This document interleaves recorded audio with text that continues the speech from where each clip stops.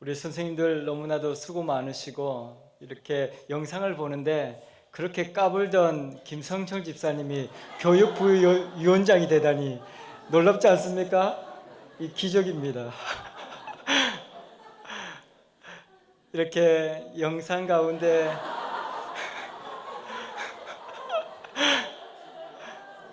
우리 영상 가운데는 우리 장로님들도 계시고 권사님들도 계시고 이 어렸을 때 우리가 정말 즐겁게 뛰어놀았던 그때 부족했지만 너무나도 감사했던 그런 기억들이 있죠. 지금도 우리 하나님께서는 우리 교회 학교를 통해서 하나님의 놀라운 역사를 드러내시고 또 우리 대한민국의 미래를 우리 아이들을 통해서 이끌어 가실 것입니다. 그래서 우리 교회에서 대통령도 나오고 장관도 나오고 이렇게 훌륭한 일꾼들이 나와서 이 대한민국을 하나님의 말씀으로 잘 이끌어갈 수 있도록 기도 많이 해주시고 축복해 주시기 바랍니다. 교사는 다른 사람을 가르치는 일을 합니다. 그래서 보통은 말을 많이 해야 된다고 생각합니다. 그런데 말은 그 용도에 맞지 않으면 그것이 오히려 화를 입기도 하고 그 말로 인해서 어려움을 겪기도 한다고 합니다. 왜냐하면 그 말에는 인격이 드러나기 때문에 그렇습니다. 보통 대부분의 사람들이 말을 이렇게 할 때 대단한 위대한 인물들은 사상을 이야기한다고 합니다. 그런데 일반 평범한 사람들은 어떤 사건, 사고들을 이야기한답니다. 그런데 부족한 사람들은 남의 이야기를 한다고 합니다. 여러분들은 어떤 사람입니까? 남의 이야기를 혹시 하고 있지는 않습니까? 우리가 이 땅에 살아가다 보면 제일 재밌는 것이 남의 험담하는 것이고 남의 이렇게 치부를 들춰내는 것인 것처럼 느껴질 때가 있습니다.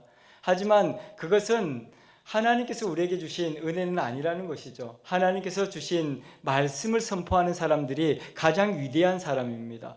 교사 중에서도 말을 잘하고 많은 것을 가르쳐주는 그런 사람이 위대한 선생님이 아니라 하나님의 말씀을 선포하고 하나님의 말씀을 전하는 자가 세상에서 가장 위대한 선생님이다. 그렇게 말하고 있는 것입니다. 그런 면에서 보면 우리 주일학교 선생님들이 세상에서 가장 위대한 선생님이죠. 그래서 우리 선생님 통해서 하나님의 놀라운 역사가 이 땅 가운데 드러나기를 소망합니다. 야고보서는 1장을 시작하면서부터 많은 이야기를 합니다. 그 중에서 말을 조심해야 한다라고 이야기합니다. 말이 얼마나 우리 인생 가운데 중요한지 그 말을 통해서 사람이 죽기도 하고 살기도 한다는 것이죠. 그래서 우리가 말을 잘 해야 되는데 야고보서 1장 19절에 내 사랑하는 형제들아 너희가 알지니 사람마다 듣기는 속히 하고 말하기는 더디하라 그렇게 이야기합니다. 여러분들은 말 많이 하는 사람이 아니라 잘 들어주는 사람이 되어야 한다. 그렇게 이 야고보는 이야기하는 것이죠. 교사는 대부분이 말을 많이 해가지고 사람들을 가르쳐주는 사람이라고 인식하기 쉬운데 듣기를 잘하는 사람이 훌륭한 교사입니다. 여러분들은 그렇게 하고 있습니까? 우리 주일학교 아이들이 오면 사실 시끌벅적 하잖아요. 떠들고 자기 말만 계속 하는 것처럼 느껴지는데 근데 그렇게 하는 이유가 있답니다. 아이들이 다 자기에게 관심을 보여달라고 그렇게 한대요. 그래서 때로는 사고를 치기도 하고 나를 좀 봐달라는 것이죠. 근데 선생님이 잘 안 들어주는 거죠. 그러면 더 큰 사고를 쳐야죠. 보라고. 그래서 선생님이 잘 들어주기만 해도 아이들은 훌륭한 아이로 성장해 갈 수 있고 또 그 아이를 통해서 하나님의 놀라운 역사가 드러나는 것입니다. 그래서 우리 선생님들은 말하는 것은 작게 하고 듣기를 잘하는 우리 선생님 되기를 바랍니다.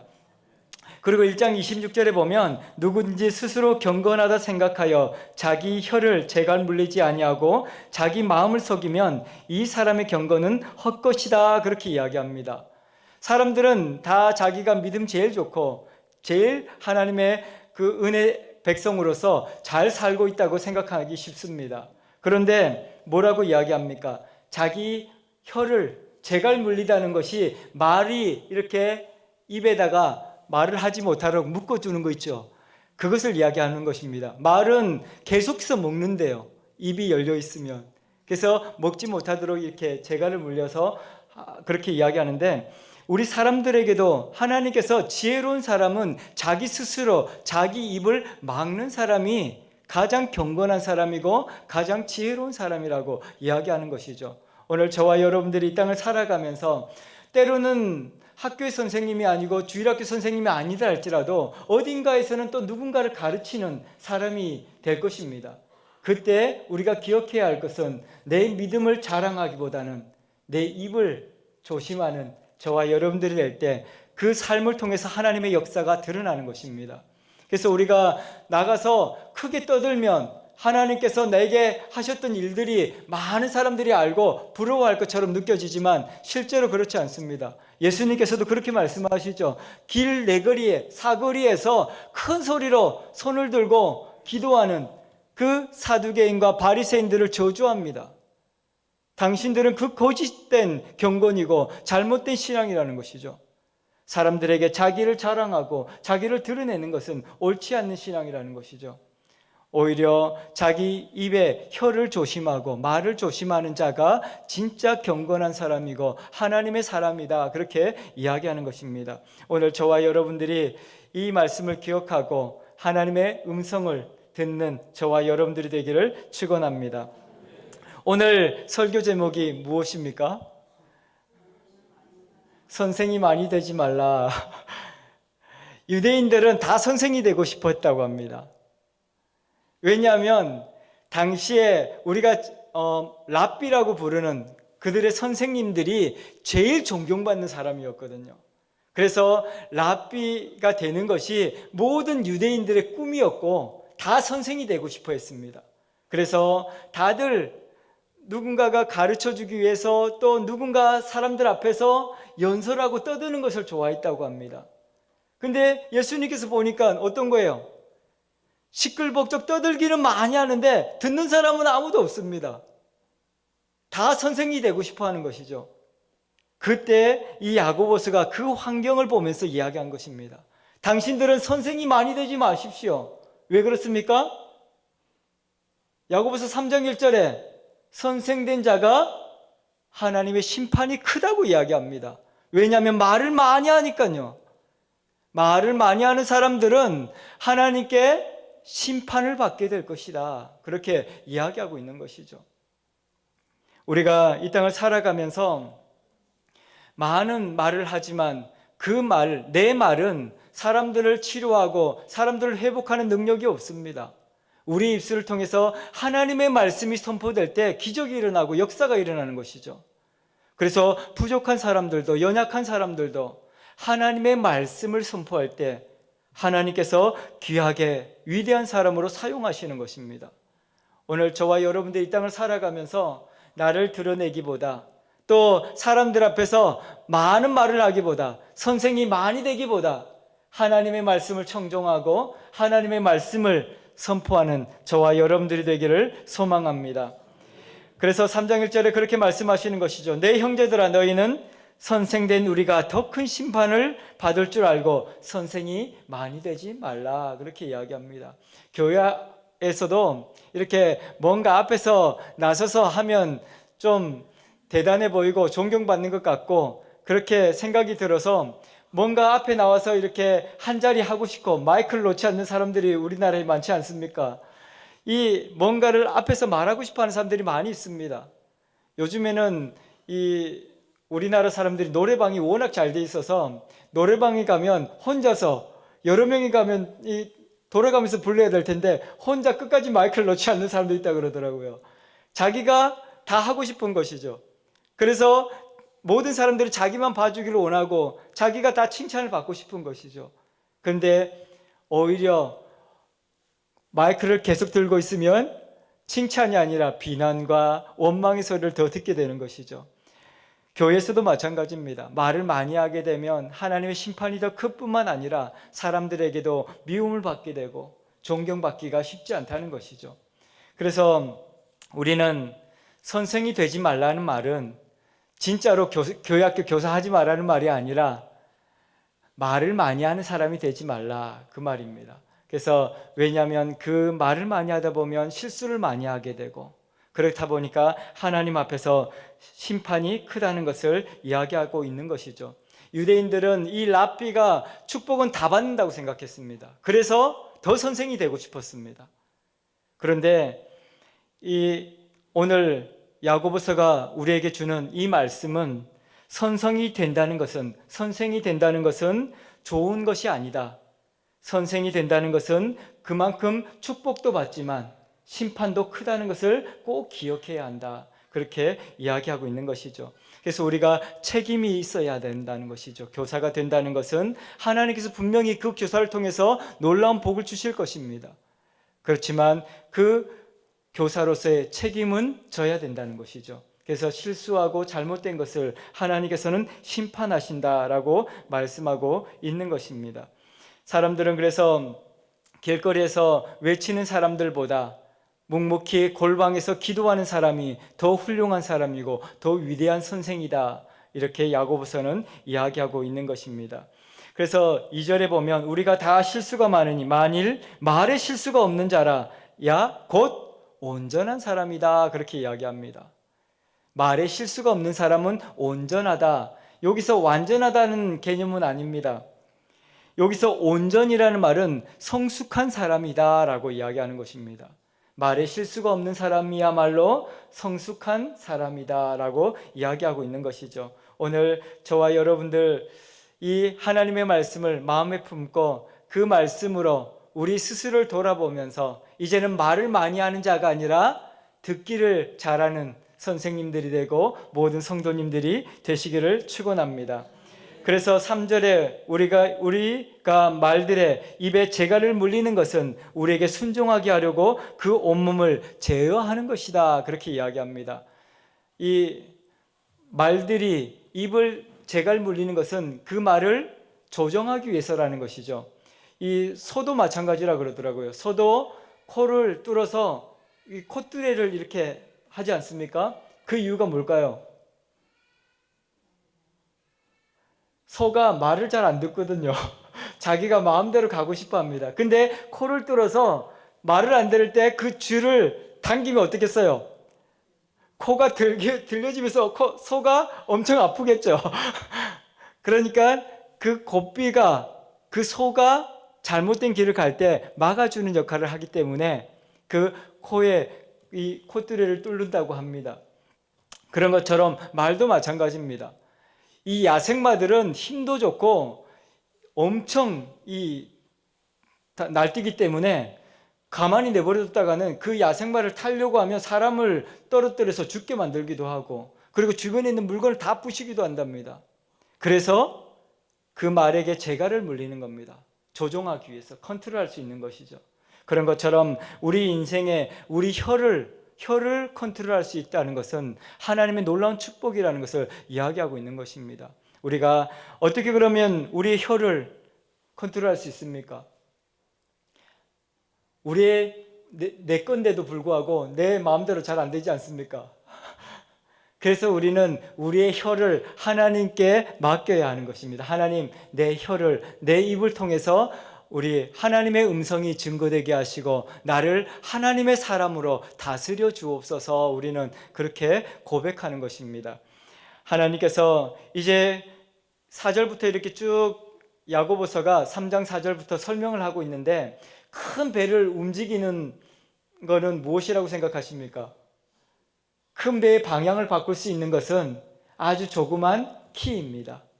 키를 돌리면 아무리 큰 배도 이 조그만 키를 돌리면 방향이 바뀌어지는 것이죠. 가야 할 길이 정해지는 것입니다. 그것을 비유로 설명하고 있죠. 우리가 인생을 살다가 보면 우리가 큰 일을 만나고 또 큰 어려움을 만날 때도 있습니다. 그때 우리 인생은 큰 일이기 때문에, 큰 어려움이기 때문에 뭐 대단한 사람이 우리를 도와야 하는 거 아닙니다. 그때 우리를 움직일 수 있는 그것은 하나님의 말씀인 것입니다. 그 말씀이 우리의 인생의 길을 가게 하고 때로는 잘못됐을 때 돌릴 수 있도록 이 큰 배의 키와 같이 하나님의 말씀이 우리 인생을 이끌어갈 것이다, 그렇게 말씀하고 있는 것입니다. 오늘 그래서 저와 여러분들이 우리 혀의 권세, 이 말의 권세가 얼마나 큰 것인지를 생각하시고 하나님의 놀라운 역사를 드러내는 주인공들이 다 되시기를 축원합니다. 오늘 이 야고보서 3장 6절에 보니까 이 혀가 불이다 그렇게 표현했습니다. 얼마 전에 이 경상도에 엄청난 불이 생겼죠. 처음에는 금방 이렇게 꺼질 것 같았습니다. 왜냐하면 불씨가 시작돼 봐야 어떻습니까? 어떨 때는 담배꽁초 하나, 또 농부들이 이렇게 이제 겨울철에 지났던 옆에 쓰레기를 소각하는 거, 그 조그만 것부터 시작되지 않습니까? 그래서 사람들이 불이 났다고 했을 때 금방 꺼지겠지 그렇게 생각했습니다. 그런데 어마어마한, 이번에 이 산림청에서 통계를 낸 거 보니까 10만 4천 헥타르라고 그러더라고요. 그게 얼만큼 크냐 하면 여의도 면적의 300배랍니다. 어마어마한 면적을 태웠습니다. 그리고 30명이 사망을 했고 아주 조그만 불씨였는데 그렇게 됐습니다. 그리고 중상자가 9명이고 경상자가 36명이고 집이 3,900채가 탔다고 합니다. 전소되었다 그래요. 그래서 어마어마한 사람들이 집을 잃어버리고 모든 것을 다 잃어버린 게 된 것이죠. 그것이 작은 불씨 하나로 시작된 것이라고 이야기합니다. 그것을 이야기하면서 야고보 선지자가 3장 6절에 그렇게 이야기하는 것이죠. 우리의 혀가 이 불과 같은 것입니다. 때로는 우리의 작은 말 한마디가 사람들의 영혼을 상하게 하고 아프게 하고 심지어는 그 영혼의 그 가족을 참으로 고통 가운데 밀어넣는 그런 경우도 있다는 것을 이야기하고 있는 것이죠. 불은 엄청난 파괴력을 가지고 있습니다.